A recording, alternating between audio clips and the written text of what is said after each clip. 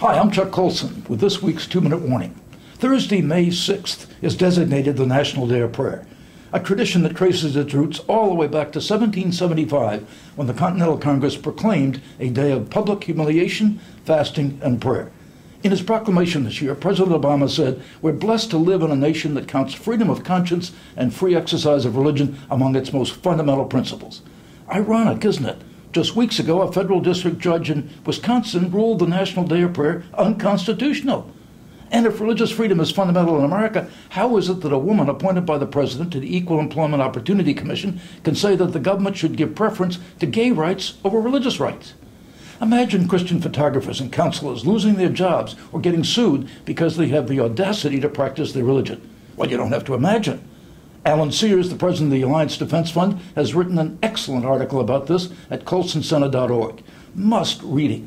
And you'll also want to check out my Breakpoint commentary on the plight of 8 nurses in New York who refused to participate in an abortion.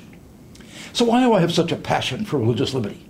Why have 450,000 people signed the Manhattan Declaration? Because we believe that all men are created in the image of God and are endowed by their Creator, as the Declaration of Independence says, with certain inalienable rights, that among these are life, liberty, and the pursuit of happiness. And we stand for religious liberty because it's the key to every other liberty and freedom, not just for us Christians, but for every human being. Remember the famous words of Martin Niemöller, spoken after Hitler came to power in Germany? "They came first for the communists, and I didn't speak up because I wasn't a communist. Then they came for the Jews, and I didn't speak up because I wasn't a Jew.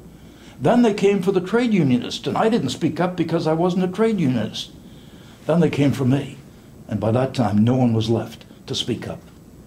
So what can you do this week to defend religious liberty? First, read Alan Sears' article at colsoncenter.org. Then support groups like the Alliance Defense Fund, the Beckett Fund for Religious Liberty, and the American Center for Liberty and Justice. You'll find links to them on our website.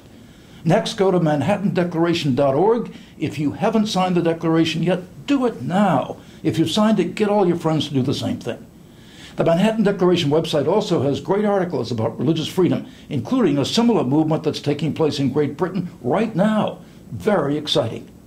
Third, you can get a copy of Eric Metaxas's excellent new book about Dietrich Bonhoeffer, one of the great saints martyred in World War II for his defense of religious liberty and his resistance to Hitler. You can order the book at colsoncenter.org and read a great original article Eric wrote for us on Bonhoeffer. This book will sharpen your understanding of what it means to really live as a Christian, regardless of the cost. And fourth, seek out a few of your secular friends this week. Explain to them why we care about statements like the Manhattan Declaration and issues like the National Day of Prayer. Not just for our own sakes or to impose our views on them, but to protect them. Because when our religious freedom is lost, eventually their freedoms are lost as well.